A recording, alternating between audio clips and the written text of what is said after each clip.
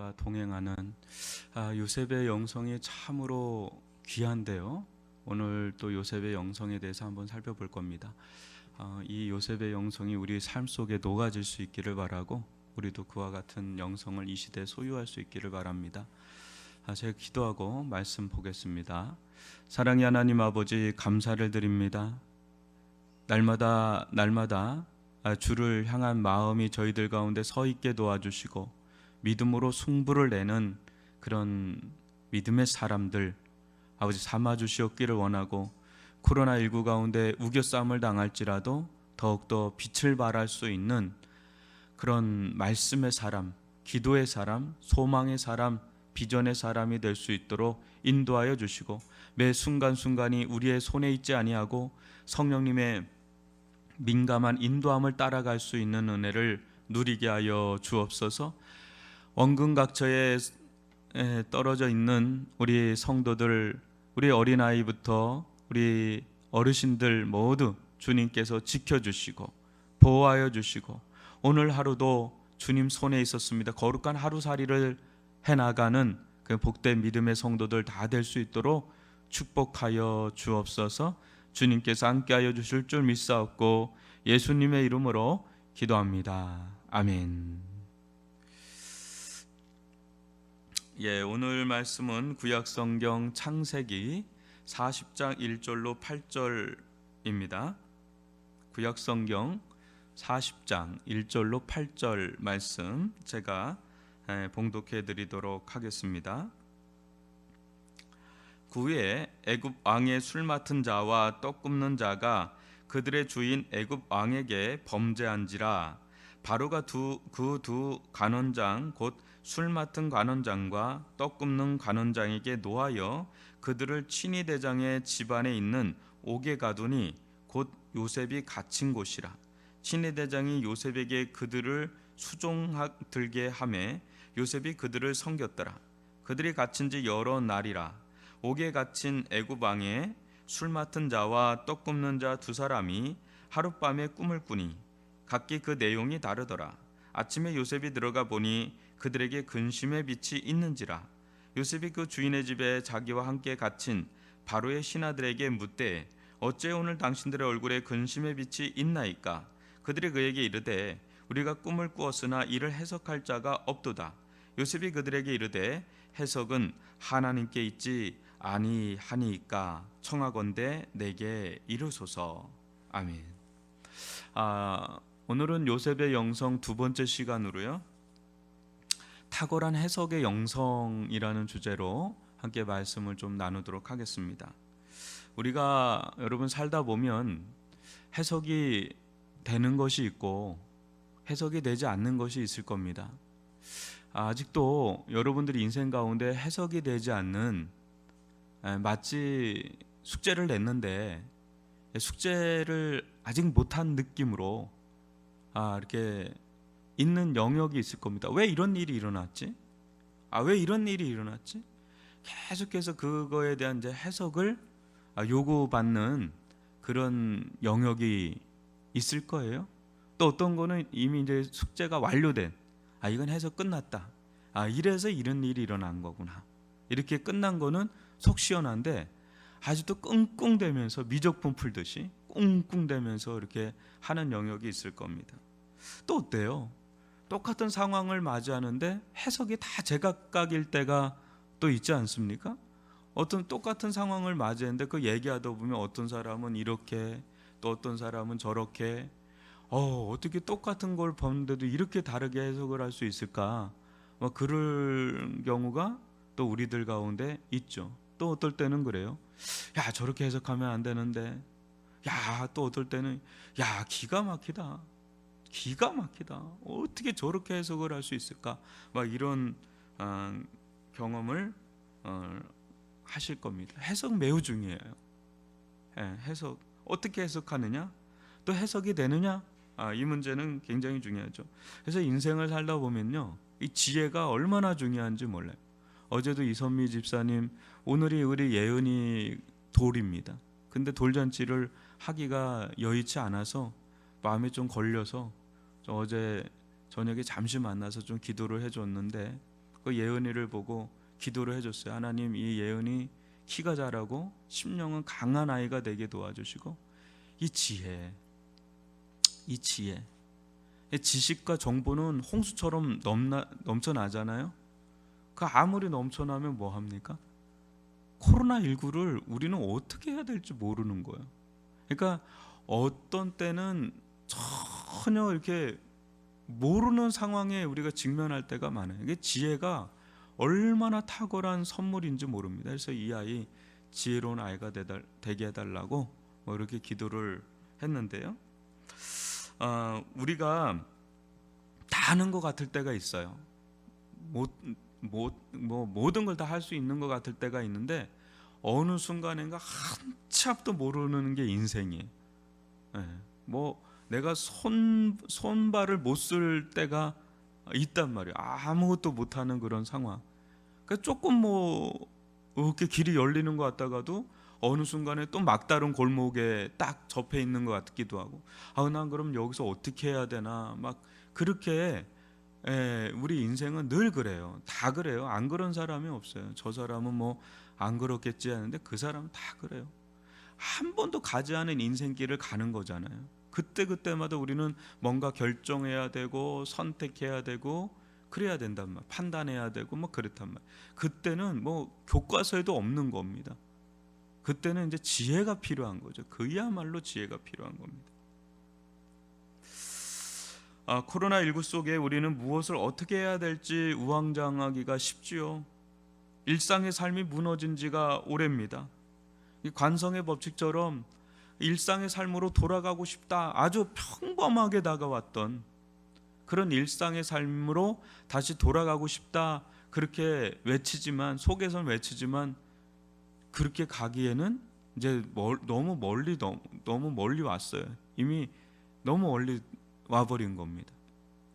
이제 그렇게 살아서는 안 되고, 이제 연일 쏟아지는 이 코로나19 뉴스가 우리의 이제 일상이 됐고요.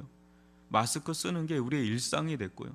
제한되는 게 이제 일상이 될 정도로 우리는 너무 다른 영역으로 훅 들어와 있는, 그래서 이 예배도 마찬가지입니다. 교회도 마찬가지고, 우리가 그냥 평범하게 영위해왔던 일상의 신앙의 삶들이 이제는 완전히 바뀌어서, 여러분 이게 예배로 지금 동영상으로 늘 보시는 분들이 계시는데 예배 못 나온 지가 이 한 달이죠. 뭐 한 달이 넘은 분들이 있어요. 이렇게 직장 문제나 여러 가지 문제로 인해서. 그러니까 어때? 신앙생활의 패턴도 완전히 바뀌어지. 그러니까 이제 우왕좌왕할 수밖에 없어요. 이거 어떻게 해야 되나? 신앙생활 어떻게 해야 되나? 이 교회 생활을 어떻게 해야 되나? 너무너무 중요한데, 어떤 분이 공무원들이 뭐 이렇게 한 7명들 막 왔다 그러잖아요. 그러니까 거기 있는 교인 한 명이 확 화를 냈다 그러잖아요. 나 예수 아니면 난 못 산다. 나 죽는다. 당신들이 책임질 수 있느냐? 그러니까 아무 말을 못 하고 그냥 돌아갔다 그러잖아요. 여러분, 신앙이라는 게 일반 종교만 해도 사람들에게 위안을 준다 그러잖아요. 그래서 어떤 리서치를 하니까 종교 생활한 사람이 종교 생활 안 한 사람보다 더 장수한다, 이런 통계도 있잖아요. 근데 우리는 종교 생활하는 게 아니에요. 종교라는 건 그냥 자기가 이제 하는 거라면, 신앙은 하나님과 인격적인 인티머시, 교제 속에서 하는 게 신앙입니다. 종교하고 신앙은 여러분 다른 거예요. 신앙은 인격과 인격의 만남이에요. 그러나 타 종교는 그런 인격과 인격, 신과의 만남이 없어요. 인격적인 만남이 없단 말이에요. 그러니까 신앙생활하는 데 있어서 우리의 이 기본적인 패턴 자체가 이렇게 바뀌면서 굉장히 혼란에 이제 이게 빠져 있는 거. 어떻게 해야 되는지, 또 저 같은 경우는 교회를 어떻게 섬겨야 되는지, 사역은 어떻게 해야 되는지, 뭐 이게 지금 한 번도 가보지 않은, 선배들도 가보지 않은 길을 가고 있는 겁니다. 답 없는 길 같은 이런 길을 가고 있는 거. 이게 언제 끝날런지 막막하기만 하고 그런 거죠. 그러니까 이때 우리는 하나님, 왜 이런 일이 일어난 것입니까? 우리는 앞으로 어떻게 해야 합니까? 이렇게 묻지 않을 수가 없어요. 그러니까 해석의 문제가 이제는 딱 걸리는 거죠. 해석의 문제. 어제 이어서 요셉의 영성을 살펴볼 텐데, 요셉의 탁월한 영성을 하나 꼽으라고 한다면 그것은 해석의 영성이라고 할 수가 있습니다. 여러분, 요셉이라고 왜 상처가 없겠어요? 요셉이라고 어떤 고난과 역경 속에 왜 힘들지 않겠어요? 그가 무슨 슈퍼맨입니까? 그도 인간인데 힘든 사람이에요. 그걸 어떻게 알 수 있냐면 요셉이 나중에 아이를 낳거든요. 므낫세와 에브라임. 근데 그 아이들의 이름 자체가 자기의 그게 다 있어요. 고스란히 자기의 아픔과 상처와 힘듦이 그 아이들의 이름에 다 녹아져 있단 말이죠. 그 이름까지 질 정도면, 그 힘든 내색을 이름에 새겨놓을 정도면 어마어마하게 힘들었던 것입니다. 그런데 요셉은 놀라우리만치 어떤 평정심을 유지합니다. 그 삶을 유지해요. 평정심을 가지고 어쩜 이렇게 할 수가 있을까? 그거는 그의 어제도 살펴본 것처럼 그의 탁월한 영성이라 할 수 있는 그의 하나님과 함께 하시는 은혜가 있다 그랬잖아요. 따라붙는 은혜. 하나님이 이렇게 그 요셉 가운데 계속 함께 해주시는 은혜, 그것도 있겠고, 그의 또 열정과 성실함 있죠. 어떤 상황에도 그의 그 댐댐이 자체가 열정과 성실함이 있는 거, 이것도 뭐 있겠죠. 그러나 거기에 더 얹어서 삶을 해석해낼 수 있는 능력, 이게 요셉을 요셉되게 만든 탁월한 영성의 중심에 있다 할 수가 있겠습니다. 이것이 이제 그를 다른 사람들하고는 아주 다르게 아주 비범한 사람으로 만든 이유죠. 오늘 본문도 보시면 이 술 맡은 간원장과 떡 굽는 이 간원장이 나옵니다. 이 감옥에서 있었던 이야기입니다. 어제도 이야기했다시피 여러분, 이 술 맡은 간원장과 떡 굽는 간원장 어때요? 왕의 진미, 왕의 식사를 책임지는 장인들이기 때문에 왕이 신임이 아주 두터운 자, 아니 생사가 갈려 있기 때문에 보통 신임이 두터운 자가 아니면 이 자리에 있기가 어려운 자들이죠. 근데 이제 죄를 범했나 봐요. 그래서 죽음의 위기에 몰려서 감옥에 갇혀 있는 상황인데, 어느 날 이렇게 요셉이 이렇게 보니까 다른 날보다 근심의 빛이 너무 역력한 겁니다. 그래서 요셉이 왜 이렇게 근심하느냐, 얼굴에 왜 이렇게 근심빛이 역력하느냐 이렇게 묻는 겁니다. 근데 저는 이 대목을 보면서 좀 놀라는 거예요. 아니 누가 누굴 걱정해 지금? 아니 누가 누굴 걱정해요? 근데 얼마나 담대한지 왜 이렇게 근심하느냐 이거예요. 자기가 볼 때는. 그 말은 뭐예요? 요셉, 자기는 근심이 없다는 거잖아요. 어떻게 근심이 없을 수가 있겠어요? 사람이란 게 자기가 이렇게 하고 이렇게 와서 지금 그 감옥살이 하고 있는데 그 근심이 왜 없는 게 더 이상하지 않습니까? 근데 없다는 거예요, 자기는. 그러니까 왜 근심빛이 있느냐고 막 이렇게 할 정도니 이 자기 안에서 뭔가 다 해결이 웬만큼 난 사람이에요. 그러니까 근심이 없는 거죠. 그러면서 이런 얘기를 하죠. 마지막 구절인데, 자기들 이제 꿈을 꿨는데 이게 도저히 무슨 꿈인지를 모르겠다고 막 이렇게 하니까 요셉이 아주 감옥인데 담대한 얘기를 하죠. 뭡니까? 해석은 하나님께 있지 아니하니까 하면서 내게 말하시오. 딱 그래요. 아주 자신감 있는 말을 해요. 그러니까 요셉 가운데 아주 뿌리 깊은 아주 신앙적 가치관이 하나가 있는 게 뭐예요? 해석은 하나님께 있지 아니하니까. 그러니까 해석을 여태까지 자기도 자기 인생에 대한 해석을 자기에게 있지 않았다는 거예요. 자기에게 했다면, 또 세상에 자기 인생의 해석을 세상에 맡겼다면, 자기 인생의 해석을 자기에게 맡겼다면 그는 무너졌을 거예요. 무너져도 1000번 만번 무너졌을 거예요. 근데 해석은 하나님께 있지 않으니까 딱 이렇게 해버리는 거예요. 그러니까 뭐예요? 자기 인생을 하나님께 맡겼다는 거죠. 하나님께 뒀다는 거예요. 그리고 하나님 안에서 끊임없이 자기 인생에 대한 해석을 궁구했다는 거죠. 그러니까 담대하게 나한테 얘기하라고, 내가 그거 하나님의 해석으로 그거를 한번 풀어보겠다고 이렇게 담대하게 얘기를 하는 장면이 나오는 거죠. 이 요셉이 감옥에서도 견고하게 살 수 있는 비밀이 여기 나타나 있습니다. 그도 여러분 요셉의 인생은 꿈으로 시작해서 꿈으로 끝나는 인생이에요. 그래서 요셉의 인생은 결국은 뭐냐면 꿈에 대한 해석의 문제예요. 그가 왜 이렇게까지 이렇게 온 거예요? 결국 자기가 꿈을 꿨는데 그 꿈을 얘기한 거예요. 형들한테. 형들이 뭔가 이렇게 느낌이 딱 오는데 뭔가 자기들이 이게 꿀리는 느낌이 드니까 화가 그냥 머리끝까지 나서 결국은 이만해서 온 거예요. 결국 꿈 때문에 여기까지 온 거예요. 그러니까 그에게 있어서는 이 꿈에 대한 해석은 아주 다른 거에 대한 난제, 자기 인생 가운데 주어지는 것도 난제지만 더 큰 난제는 자기 꿈에 대한 해석이 난제였던 거예요. 자기 꿈과 자기 인생의 길이 정반대입니다. 계속 충돌을 일으키는 거예요. 근데 그러면 어떤 생각이 들어요? 아, 내가 꿈꾸면 개꿈인가? 한낱 그냥 꾼 꿈인가? 뭐 이런 생각이 들 때가 있는데 그냥 개꿈하고 이 꿈하고는 좀 뭔가 다른 거예요. 요셉에게 하나님은 말씀으로 계시한 게 아니라 꿈으로 계시한 거예요. 여러분 구약에 보면 하나님은 말씀으로도 계시하고 사건으로도 계시하고 꿈으로도 계시한다 이런 얘기가 있잖아요. 꿈으로 계시란 거예요. 그러니까 이거는 비상한 꿈인 거죠. 그러니까 이거를 계속 궁구하면서 자기 삶은 그거하고 정반대로 부딪히니까 계속 이 속에서 이제는 계속 묵상을 하고 해석을 길러내는 거죠. 아마 그러면서 그는 꿈에 대한 해석이 능력이 계속 붙어가지 않았을까? 그러면서 하나님의 어떤 계획과 뜻과 꿈들을 해석해낼 수 있는 지혜 은사를 받지 않았을까? 저는 그렇게 좀 생각을 해봅니다. 그때 어느 순간인가 요새 보디발의 시대장에게 거기에서 좀 몇 년간 있었을 거고요, 그죠? 감옥에서 좀 오랫동안 있었을 텐데 지금 그의 인생이 수면 위로 어느 순간에 쭉 올라오는데 그 전까지는 행정가적인 면모가 좀 두드러졌잖아요.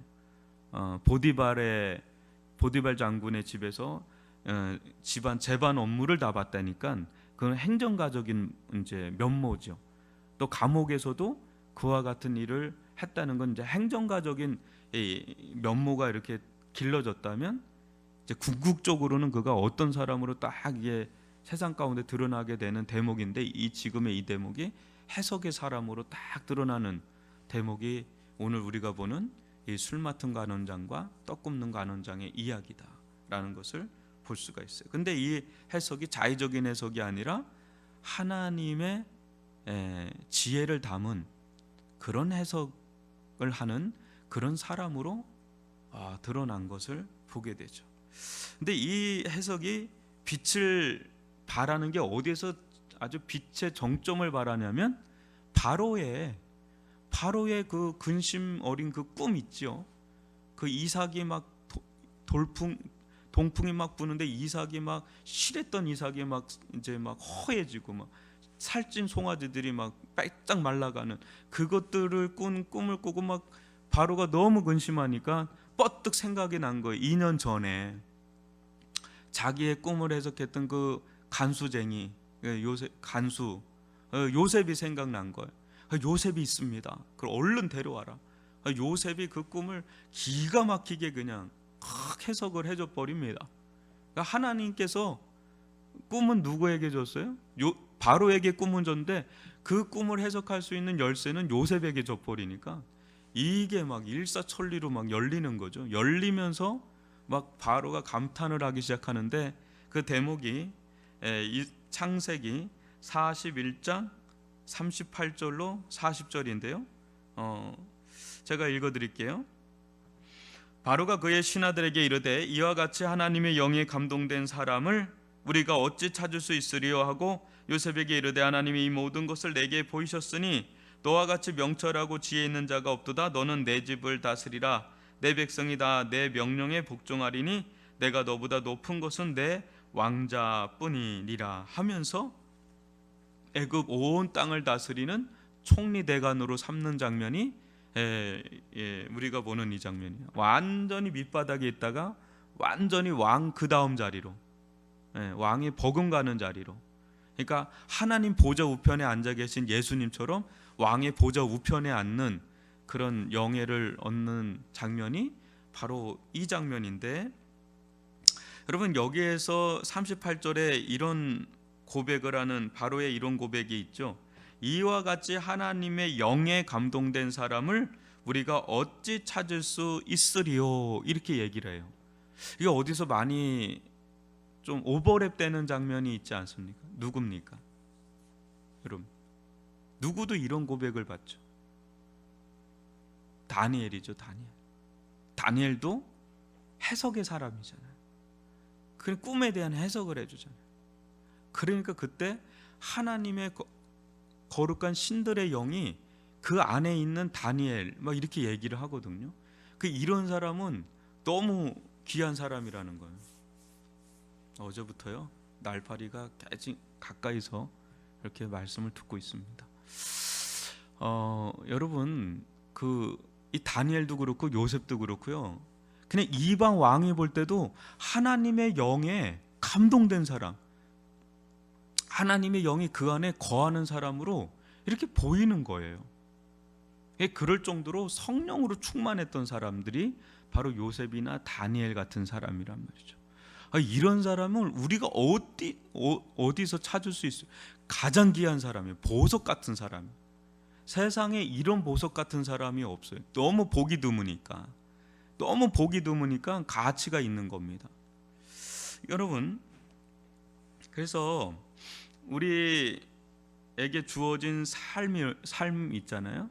여러분들 지금 우리가 걸어온 인생의 삶 가운데 아까도 얘기했잖아요. 아직도 풀려지지 않은, 왜 내 인생 가운데 이런 일이 일어났나, 왜 내 인생 가운데 이런 일이 일어났나, 또 우리들 가운데 왜 코로나19가 왔나, 여러 가지 이런 가운데 우리는 어떻게 해야 되나, 여러 가지 그런 거에 있어서 하나님의 지혜를 담긴 그런 해석의 능력을 발휘할 수 있는 사람을 만난다면, 또 그런 사람이 우리라고 한다면, 이건 막 보석 같은 사람, 너무너무 귀한 사람이죠. 이제 요셉은 이제 그런 사람이죠. 그러면서 그 시대를 구하고요, 자기 인생을 구하고 시대를 구하고 그 야곱의 가정을 다 구하잖아요. 야곱의 가정을 구한다는 건 교회를 구하는 사람.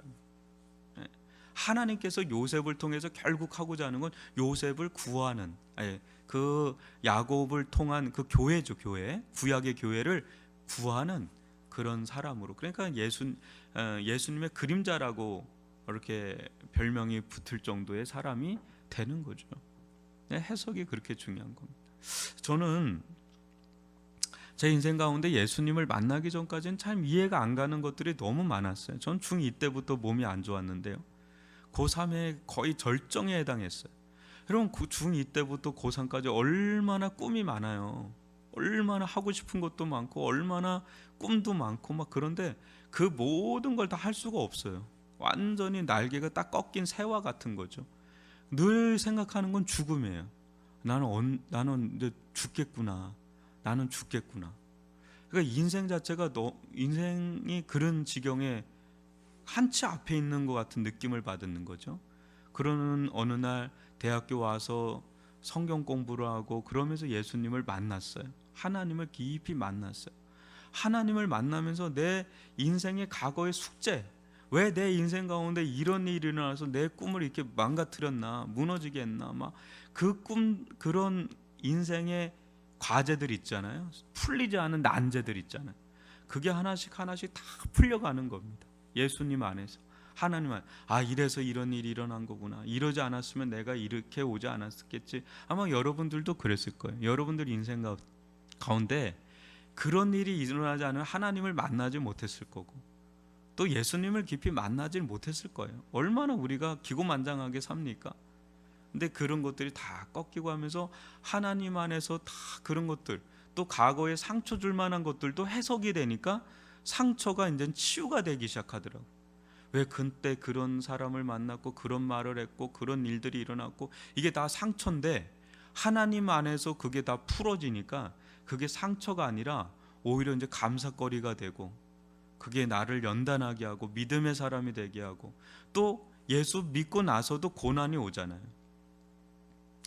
여러분, 예수 믿고 나면 형통만 있습니까? 고난 없습니까? 고난 오죠.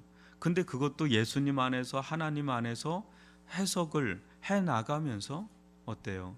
그것이 이제 나로 하여금 아주 믿음의 담대한 비밀, 믿음의 영적인 세계에 대해서 또 깨닫게 되는 그런 걸로 이제 전환되는, 그러면서 이렇게 해석이 되어져 가는 것들을 아마 여러분들은 경험을 하실 거고, 또 지금도 왕도가 없어요. 지금도 우리는 늘 해석의 문제 안에 있어요. 난제를 경험하고 있단 말이에요. 이게 언제 풀릴지, 어떻게 풀릴지, 이 가운데 또 하나님의 뜻은 뭔지 늘 해석을 할 수밖에 없는 인생 가운데 노출돼 있는데, 여러분 하나님의 말씀 안에서 그것을 해석할 수 있는 은혜를 누릴 수 있기를 바랍니다. 자의적인 해석 말고요.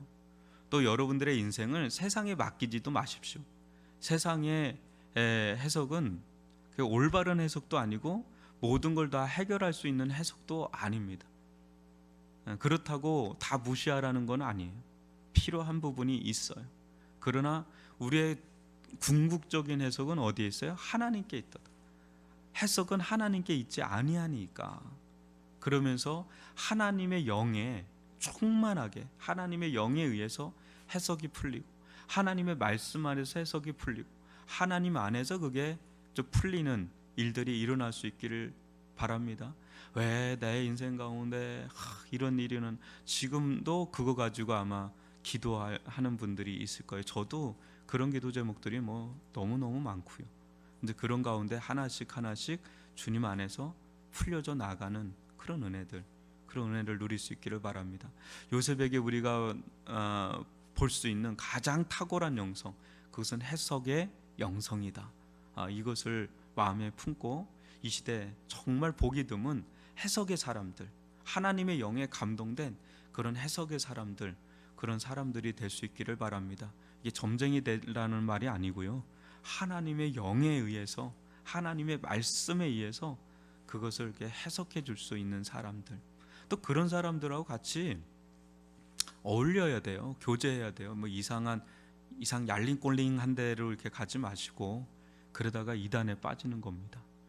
이상하게 막 말씀 풀어주고 비유풀이다 이런 거 아니고요, 하나님의 말씀을 정석으로 아주 그냥 심오하게 그 말씀 그대로를 잘 풀어주는 곳으로 가서 같이 그런 자들과 교제 나누고, 말씀의 교제를 나누고, 그때 우리의 영적 해안이 열리는 은혜가 있을 줄 믿습니다. 오늘 이 말씀 가지고 여러분, 오늘도 아마 여러분들 인생 가운데 주어진 마치 과제와 같은, 숙제와 같은 거 있을 겁니다. 그거를 묵상하고 또 기도하면서 함께 풀어나가는 그 은혜를 누릴 수 있기를 바랍니다. 우리 주여 한번 부르고 기도하고 마치도록 하겠습니다.